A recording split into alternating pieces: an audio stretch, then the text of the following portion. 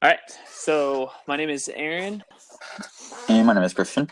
and this is Brain 10, where we brainstorm 10 ideas 3 to 4 times per week, typically about social media, uh, tech, or small businesses. And this is episode 12, 10 steps to creating your beautiful graphic on Canva. So I don't know if you want to go into, I'll mess with the slideshow here if you want to kind of give a little intro into what's going on. Sure. So basically, what we're going to talk about today is creating visual content for your company or your brand, whether that be Pinterest, Instagram, Facebook, any of those social media platforms right now. So basically, visual marketing has become something that people do almost every day now, especially with Facebook changing algorithms into favoriting videos and pictures. So basically, you have to create images like these on Canva in order to stay on top of the game. So, and the problem is basically that people, they need to create these things, like I said, almost every day.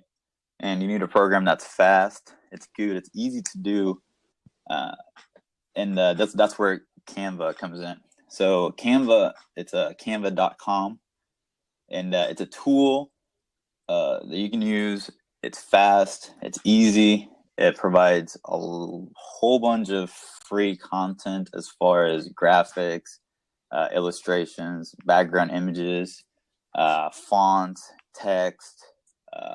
It provides everything that you need in order to create these graphics, whether that be for any social media. We're talking about Instagram, Facebook, Pinterest, any of those. Plus, they even have the capability of doing ebooks, magazines, pamphlets, banners for your Facebook pages, banners for your Twitter pages. So you can do a lot of stuff with Canva, and it's super easy to use. The following 10 steps that we're going to do, we're going to create a beautiful graphic, which you can actually start seeing it right here on the bid branding window. And the example that we're gonna talk about some tips throughout the 10 steps, and also we're gonna create this image, which is gonna be a Facebook graphic. It's for a fictitious company. We just made this today, and I believe it's to raise awareness for the lack of potable water in the world. So this is just a quick image that we created. We kind of searched for some information, some quick percentages, so we can create this image right here. So yeah, I guess we'll move on to number one. All right. So number one, once you start on Canva, it's pretty easy. Log in, go to www.canva.com. Like Christian was saying, you'll need to create a profile. And then very first step with that image is to create a platform that you're going to use. Now, Canva outlines what kind of platforms are available. There's Facebook, there's Twitter, there's Instagram, there's Pinterest, even blogs. And you just need to choose what your outcome is, what you're trying to post it for. Very simple. So once you choose that platform, that's really just step one.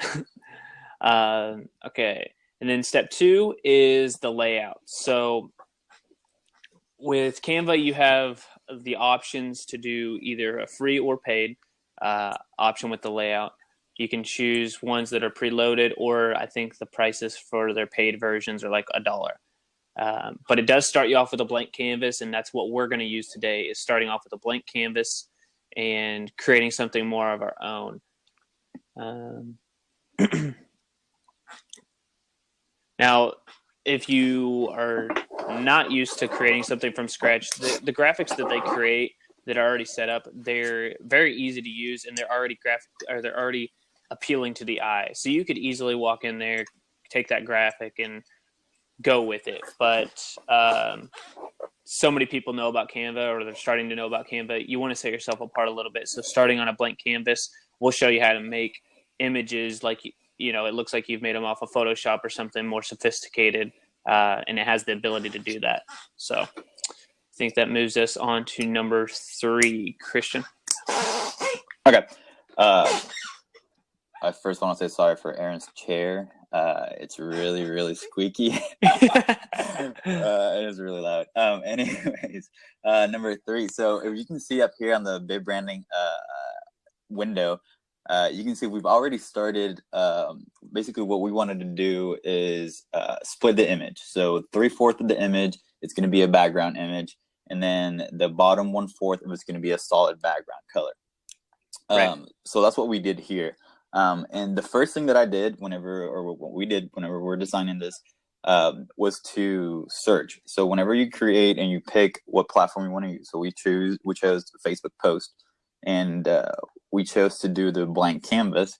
And from that, we chose to first search within Canva for a background image of a river. So all we did was, search river, and we didn't really like what we saw. So we went to an external website, which is called pexels.com. That's PEXELS.com. And it's a completely free stock image website. They offer a lot of basically beautiful images.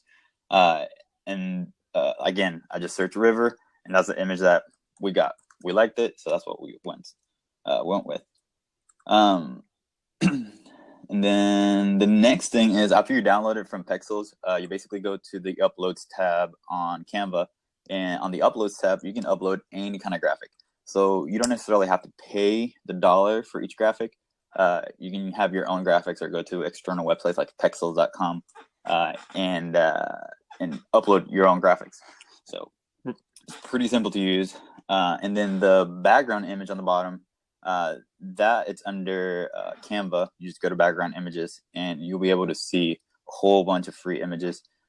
We didn't pick a solid color. I believe that has a little bit of a kind of like a gritty background, so it's not just a plain white or gray. So that's right there, image number 1. That's how we started it. Again, this image of the river, you can resize it, make it bigger, make it smaller. We just decided for our purposes of this image, we were going to do it like that. Maybe 3/4 it was going to be that river image, and the bottom 4th was going to be that solid color. And then moving on to step number 4, we wanted to, Aaron, you can change the image to the second one so people can see. Okay, perfect. So again, we moved the image of the river a little bit. Again, that's what I was talking about, moving it and resizing it and stuff like that. But what we did here really was added the font.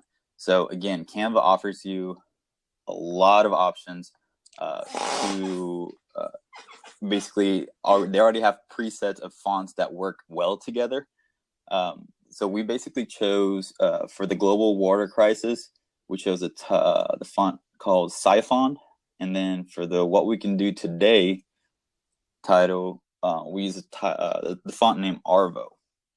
Okay, these two fonts work well together. We obviously pick the colors the best represent, what we're trying to portray here, which has to do with water, nature, and all that stuff. So that's why you see that color, that blue color on the what we can do today, and then a white color that contrasts really well with that background.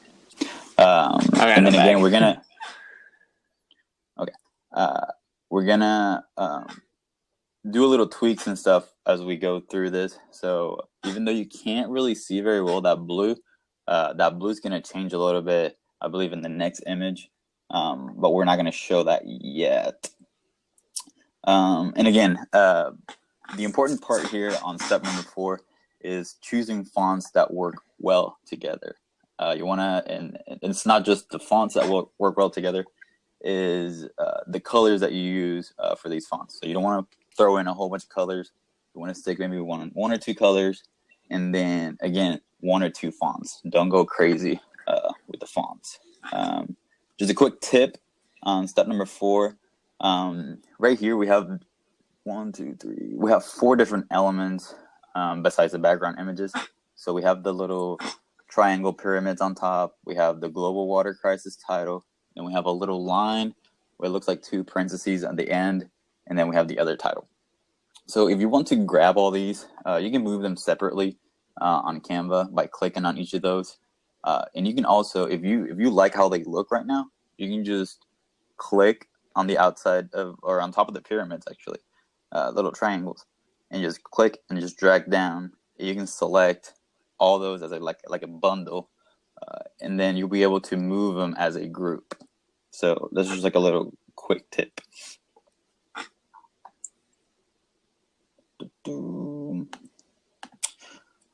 Okay, so moving on to step number 5.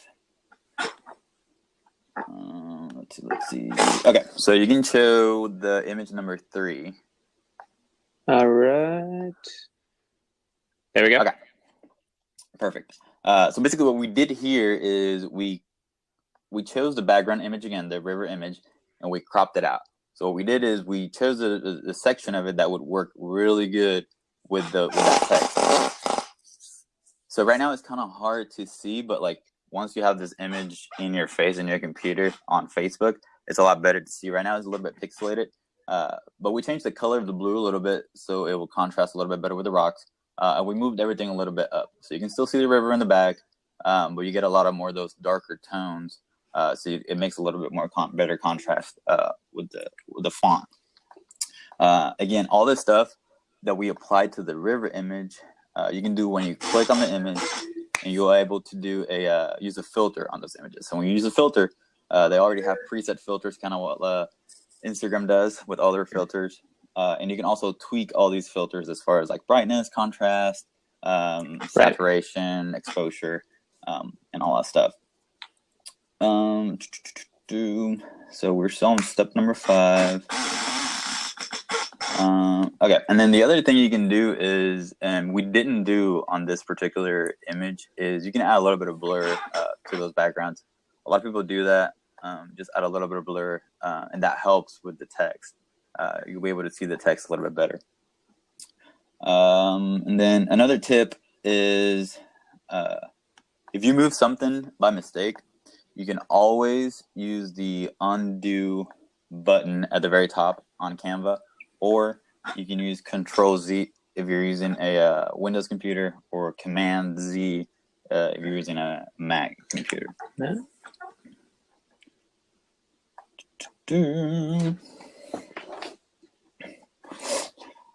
All right. Want me to show the 4th image now, or? Yeah. So basically, we're going to move on to step number 6. So step number 6, after we've created all this, we want to add some graphics to it. These are the 3 bubbles that we see here at the bottom. And these are under basically shapes and icons, I believe, or no, it's under elements. So under elements, you have shapes, you have icons, you have charts, lines, you have all these elements that you can add to your Canva. What we did here was we added the charts, and under charts there's particular set amount of charts that you can do as far as like percentages. So they only allowed you to do maybe like 10%, 1%, 50%, 25%. So what we did here, we still, I believe, yeah, so 1% was available, 10% was available, and then the one that says 96.5, that was actually a 95%. So what I did was I added the graph for the 95%, and then on top of that I added a circle with the same color so it would cover the 95%, and on top of that I added the text for the 96.5%. Okay, that's the only way I found for you to do that. Otherwise you would be stuck with a 95 or a 25 or a 100% or a 10%. Unless you created an image and uploaded that, right? You could upload your own image and kind of place it in there. Mm-hmm. Right. Yeah. So yeah, that'll be the other option, would be to either create your own on Photoshop, but then that would defeat the purpose of using Canva, or if you have a website or something of the sort that has all these percentages already, then you can upload those and use those. Right, that's what I meant. I was just saying, like, you could download a percentage thing from a Google image or whatever.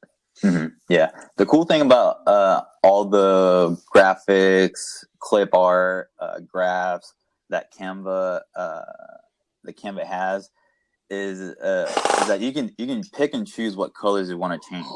So basically, on the three graphs that we have right there on the bottom, I was able to change the actual color, that blue color, to match the font on the top. So you can pick and choose certain colors that you want to change within Canva, and that's something that you won't be able to do if you upload an image from from a different website, or if you create something, you'll have to make sure that you get those same colors. Okay.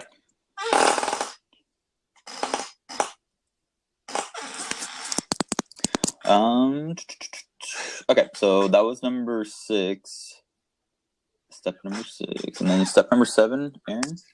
Yeah. So at this point, you need to, once you've completed the image, downloading the image and putting it onto your social media is probably an important step. A lot of people, if you're just going to put it on social media, it could be a JPEG, but Canva leaves you with the option to download it as a JPEG, PNG, or PDF. And depending on what outcome you want to use, would matter the most. So JPEG, more likely for like social media, PNG if you have a website and you want to create a graphic for your website, or PDF if you're doing like something like an ebook or something similar. But if you are creating an ebook or a magazine, this is a tip that we found. You can create the PDF and create links inside of the PDF with Canva, and it allows you to click for other people to click those links. So, for example, if you created a PDF on your website, had people sign up for it and then downloaded that PDF, you could have external links inside of the ebook that you created, and then the links are also clickable. So that's a really cool feature for Canva. And I think that's pretty much it as far as downloading it. It's pretty self-explanatory. It's very user-friendly. So, right.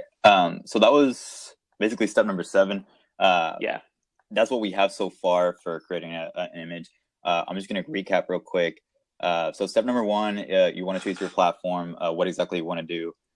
So whether that will be a Facebook post, an Instagram post, Facebook cover page, banner, or any of that. So you want to choose your platform first, depending on what you want to do. Number 2, you can either start with a blank canvas, start brand new. That's what we did with this particular image right here that we're showing. Or you can choose a layout that Canva already offers for you. They do offer some free ones, or you can also pay for some other ones, and I believe they start at $1. Right. After that, oh yeah, sorry. No, I was just going to say that, yeah, I haven't seen anything that's more over $1 or $2. There's really not much that goes on with that as far as price, so it's pretty reasonable. Right. The only thing is, like, if you pick the layout, that's $1, and then you pick a background image, that's another $1, and you pick a graphic, then that's another $1. So it can get up to a few dollars if you're getting stuff from their website. So number 3, since we chose a blank canvas, we had to pick background images. So we went with an outside website, which is pexels.com, and picked that river image. And then on the bottom, we just picked a regular image from Canva. So that would cover that bottom 1/4 of that. Step number 4 was make sure that we had contrasting fonts. Make sure that we picked the right fonts. Make sure that we picked the right colors on that font. Step number 5 was basically adding filters to the background image of the river, making sure that the font really contrasted well with that background image, because sometimes it doesn't do that very well. Number 6, we added the shapes and icons, which you can find under the Elements tab, and that gave us the basically the percentages that we have here on the bottom. You can barely read that, but it says like 1% of the world's water is potable water, 96.5 is ocean water, and so forth. Number 7, which is the last step, was basically to download the image. Make sure that if you're going to use it for Facebook, it's okay to do it as a JPEG. The other option is to save it as a PNG for a more higher resolution. And there was an extra little bit of tip that Aaron was talking about, which was you can save these under a PDF. So let's say you make a maybe like a short ebook with 3 to 5 pages, and within that ebook that you create on Canva, you can add buttons that are clickable. So you can add a certain link to your website. So if someone downloads that ebook, or if you send this ebook as an email, you can still add that element of a clickable link or a button to your ebook. So moving on from that, we're just going to go on a few tips to finish off our 10 plus list. So number 8 is going to be fontpair.co. With fontpair.co, it basically has majority of the fonts that they use on Canva, and what it does is it automatically tells you which fonts work well together. So visually, I mean, these fonts are going to work and mesh really well, because there's fonts that just they don't work together at all. So you want to make sure that visually that your graphic is appealing as far as fonts. There's other websites, but we found that one to work pretty well with Canva. So number 9 is consistency. So basically, once you create you as a brand, or as your own personal brand, basically, or a company, one of the most important skills is you must learn to master and know your colors, fonts, logo, images. So you want to make sure that you stay consistent with all your images, as far as maybe using the same fonts, or maybe using maybe the same color palette. That way you stay consistent, and it helps with visual recognition of your brand, which is very important. All right. And 10 technically of the tips is, so if you like using Canva, I'm guessing most of you have at least heard of Canva. And if you have not heard of Canva, once you check it out, if you do like it, there is a design school that we found out about, which I will post the link in down below in the caption, that they'll teach you basically everything you need to know about Canva. And it walks you through how to create the design, how to create the contrast, how to create appealing logos, designs, posts for social media, etc. So essentially, you could become your own, expert in graphic design on Canva. And the classes are completely free, so it's a really cool feature. And then the most important thing that we say, just as branders in general, is to always add your logo in the corner or somewhere on there to brand yourself. Because if you spend that much time on the image, you want people to know where they're getting it from. And if they're going out and they pick up the image off of Google or off your website or something, you want to make sure that it's being used correctly. So put your image on there, small, transparent, watermark, something to set yourself to show that it's your brand, because you are creating a branding experience right now. And I think that is all we have. I have a link here for our viewers who had just joined in. You can rewatch the show on our YouTube channel. Or if you just want to take all the tips, we add all the text for every episode that we do down below, or in the YouTube video. So it has all the links, everything that we use, and how we went through it. And then for this particular one, we'll try to get a blog post up or something so you can see the images more closely. Do not have a link to that yet, but I will get that up.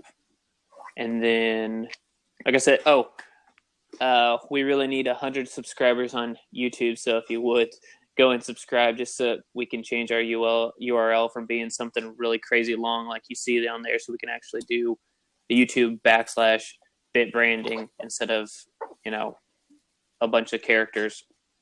So if you're rewatching this on Blab, like I said, you can get all this information on YouTube. So all right, I think that is it. We'll leave this open a little bit longer for Any questions? Oh, I guess this is still recording, so I want to say. But again, this is episode 12 of Brain 10,